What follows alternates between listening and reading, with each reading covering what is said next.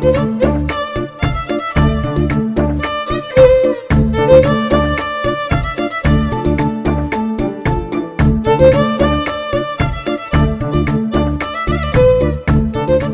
Hello welcome to Suman TV. నేను మీ పవన్ని. ఈరోజు అయితే శ్రీకాకుళంలో ఉన్నటువంటి కోటేశ్వర ఆలయంలో అయితే ఉన్నాము.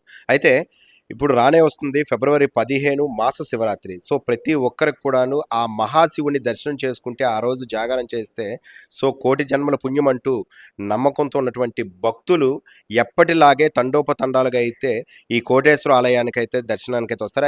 అయితే ఈ కోటేశ్వర ఆలయానికి ఎంతో ప్రాచీన చరిత్ర కలిగినటువంటి ఈ ఆలయం అయితే మన శ్రీకాకుళంలో ఉండడం కూడా చాలా అదృష్టంగాను భావిస్తున్నటువంటి ఈ ప్రజలకి ఈ శివరాత్రి యొక్క దర్శనం ఎలా ఉండబోతుంది, సో శివరాత్రి ఏర్పాట్లు ఎలా చేయబోతున్నారు, అదేవిధంగా వచ్చిన భక్తులకి తీసుకోవాల్సిన జాగ్రత్తలు ఏంటి అన్నీ కూడాను ఇక్కడ ఒక కొత్తగా పాలక మండలి అయితే ఏర్పాటు చేసుకున్నారు. సో ఆ పాలక మండలి చేసినటువంటి తీర్మానాలు ఏంటి అవన్నీ కూడాను ఆ పాలక మండలి అధ్యక్షుడి మాటలో తెలుసుకుందాం. ఎప్పటిలాగే శివరాత్రి రానే వస్తుంది. సో ఈ ఆలయానికి ఎంతో ప్రాచీన్యమైనటువంటి చరిత్ర కలిగినటువంటి ఆలయానికి ఎప్పట్లాగే తండోపతండాలుగా భక్తులు వస్తున్నారు. సో ఇప్పటి వరకు మీ పాలక మండలి వచ్చిన తర్వాత చాలా అభివృద్ధి పనులైతే చేస్తూ వచ్చారు. రేపు శివరాత్రిపై ఏర్పాట్లు ఎలా ఉండబోతున్నాయి? ఓం నమ శివాయ. మా పాలక మండలి సభ్యులు వచ్చిన తర్వాత మొత్తం దేవాలయం అభివృద్ధిగా వెళ్తున్నాం మేము. రేపు శివరాత్రి కూడా వేపి పాసలు గట్టన్నీ లేకుండా చేస్తున్నాము. నెక్స్ట్ భక్తులు తీర్థ ప్రసాదాలు అన్నదానం కూడా చేయాలనే ఆలోచనలో మేము ఉన్నాము. మా బోర్డు కానీ మా ఈవో గారు కానీ అందరూ పూర్తి సహకారాలు చేస్తున్నారు. లాస్ట్ 4 కార్తీక స్వామి మినిమం 10,000 మందికి అన్నదానం పెట్టాము. అందరూ ప్రసాదాలు ఇచ్చాము. నెక్స్ట్ ఆలోచన అంటే మా 6వ నెల కానీ 7వ నెల కానీ మహా కుంభాభిషేకం చేయాలనుకుంటున్నాము. నాగారి విగ్రహాలు కూడా కొంచెం ఇదైపోయి కూడా మార్చిన ఆలోచనలు ఉన్నాము. నెక్స్ట్ మా పాలక మండలి సపోర్ట్ తోటి ఇంకా అభివృద్ధి బాగా చేద్దామని ఎమ్మెల్యే గారి ఆదేశాల మేరకు మహా కుంభాభిషేకం నౌకర్యాలు అవన్నీ మార్చిన ఆలోచన ఉన్నాం. ఘాటు కూడా మనం 10 డేస్ ఖర్చు పెట్టాం. బయట పెయింట్లు గట్ట అన్ని చేయించాం. ఎక్కడ ఏ అవంచనీయం జరగకుండా మా ఈవో గారు కానీ మా ట్రస్ట్ బోర్డు సభ్యులు కానీ అందరూ శుభ్రంగా చేసుకున్నారు. ఇక మీద రేపు శివరాత్రి కూడా అదే బాని మీద వెళ్తామని చెప్తాం. ఆల్రెడీ అభివృద్ధి పనులు అయితే మొదలు పెట్టారు, అయితే అన్ని చేశారు. అయితే ఈ పాలక మండలితో పాటుగా వెన్నుగా ఉంటూ ఇక్కడ ఈవో మేడం గారు అయితే సుకన్య గారు అయితే ఉన్నారు. సో శివరాత్రి ఏర్పాట్లు ఎలా ఉండబోతున్నాయి? మేడం నమస్తే. ఇక్కడికి ఈ ఆలయానికి వచ్చినటువంటి భక్తులకి ఎటువంటి జాగ్రత్తలు? ఓం నమ శివాయ. అందరికీ నమస్తే అండి. అంటే పూర్వానుభవాలు గత చరిత్రలో చూసుకొని భక్తులకి ఎటువంటి అసౌకర్యం కలగకుండా, అంటే కొంచెం కొన్నిసార్లు టైం టేకెన్ అవ్వచ్చు క్యూ లైన్స్ పెరిగినప్పుడు, భక్తులు పెరిగినప్పుడు. కాకపోతే భక్తులకి ఎటువంటి అసౌకర్యం కలగకుండా మేము భక్తుల వరకు అయితే సామ్యానాలు ఏర్పాటు చేయడం కానీ, ఉచిత మంచినీళ్ళు అండ్ ఉచిత మజ్జిగ పంపిణీ చేయటము, మైక్ అనౌన్స్మెంట్స్, సైనేజెస్ బోర్డ్స్, ఒక సమాచార కేంద్రము అన్నీ ఏర్పాటు చేశామండి. అన్ని డిపార్ట్మెంట్లకు కూడా లెటర్స్ పంపించాము వాళ్ళ సహాయ సహకారాల కోసం. సో అన్ని డిపార్ట్మెంట్ సహాయ సహకారాలు తీసుకొని, పోలీసు వారి సహాయం, వాళ్ళ బందోబస్తు సహాయం కూడా తీసుకొని ఫెస్టివల్ని ఎటువంటి హడిల్స్ లేకుండా ప్రశాంతంగా జరిపించి అందరికీ స్వామివారి ఆశీస్సులు, అందరికీ స్వామివారి దర్శనం కలిగించేటట్టు మేము అన్ని విధాల ప్రయత్నం చేస్తున్నామండి. సో కార్తీక మాసం ఎలాగైతే ఒక సక్సెస్ఫుల్గా ఎటువంటి చిన్న ఇన్సిడెంట్ కూడా జరగకుండా వచ్చే ప్రతి ఒక్క సామాన్య భక్తుడు అమ్మ మాకు చక్కగా దర్శనం కలిగించారు అని చాలా హ్యాపీగా ఫీల్ అయ్యారు. మళ్ళీ శివరాత్రికి కూడా అదే హ్యాపీనెస్ అందరి భక్తులకి మేము స్వామివారికి చక్కగా దర్శనం కల్పించి స్వామివారి ఆశీస్సులు అందరికీ ఇస్తారని కోరుకుంటూ అన్ని అరేంజ్మెంట్స్ చేస్తున్నామండి. ఎక్కడ ఎటువంటి లోటుపాట్లు లేవు. ఎటువంటి లోటుపాట్లు ఉన్నా చక్కదిద్దుకుంటూ పూర్వానుభవాల నుంచి అన్నీ నేర్చుకుంటూ ఇప్పుడు అన్ని ఏర్పాట్స్ చేస్తున్నాము. అన్ని డిపార్ట్మెంట్స్ కూడా కోఆర్డినేషన్ లెటర్స్ కానీ అన్నీ ఇచ్చామండి. అయితే ఇప్పటికే టికెట్స్ విషయంకి వచ్చేసరికి సో ఎటువంటి టికెట్స్ ఉండబోతున్నాయి, అదేవిధంగా పాస్లు ఏమైనా ఉండబోతున్నాయా? అంటే ఏదైనా విఐపీలు, వివిఐపీలు, సో అదేవిధంగా సాధారణమైన భక్తులు ఎవరైనా సరే టికెట్లు కూడాను ఉండాలనుకుంటే ఎటువంటి ఉండబోతున్నాయి? షూర్ అండి. ఉచిత దర్శనంకి ఒక లైన్ ఉంటుందండి. ప్రత్యేక దర్శనం 20 అండి, అది ఒక లైన్ ఉంటుంది. శీఘ్ర దర్శనం 50. ఇవి అండి 3 లైన్స్ ఉంటాయన్నమాట. ఎటువంటి విఐపి పాసెస్ కానీ, డోనార్ పాసెస్ కానీ దేవస్థానం ఇష్యూ చేయట్లేదండి. మాకు సామాన్యుడికి మంచిగా దర్శనం చేయించాలి. అదే మా సంకల్పం. మా చైర్మన్ గారు కానీ, నా సంకల్పం కానీ, ఈవెన్ మా ప్రధాన అర్చకుల వారిది కానీ, లోకల్ ఎమ్మెల్యే గారిది కానీ, మా డిపార్ట్మెంట్ కూడా, మా కమిషనర్ గారు కూడా అవే ఆదేశాలు. సామాన్య భక్తుడికి చక్కగా దర్శనం చేయించుకోగలగడమే మన ఉద్దేశం అని మా కమిషనర్ గారు కూడా పలుమార్లు అనేక మీటింగ్స్లో కూడా మాకు ముందుగానే ఇప్పుడు చెప్పి ఉన్నారు.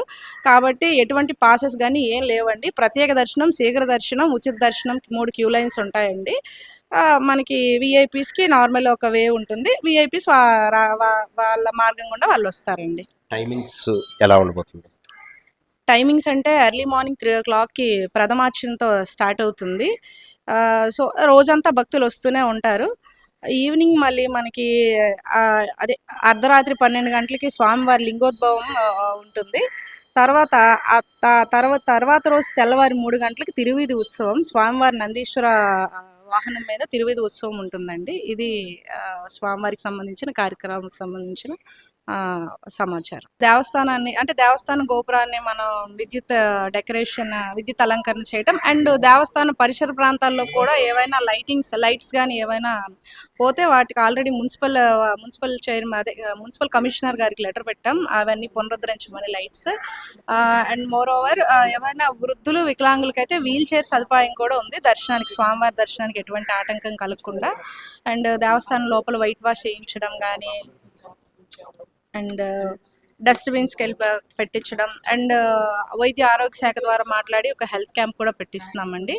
సో వచ్చే ప్రతి భక్తులకి అంటే ఇంత టైం అని చెప్పలేం కానీ ప్రశాంతంగా స్వామివారి దర్శనం అయితే ప్రశాంతంగా జరిగేటట్టు చూసుకుంటామండి. నాకు ఇంత సహాయ సహకారాలు ఇస్తున్న మా ట్రస్ట్ బోర్డ్ మెంబర్స్ అందరికి కూడా నా హార్ట్ఫుల్ థ్యాంక్స్ అండి.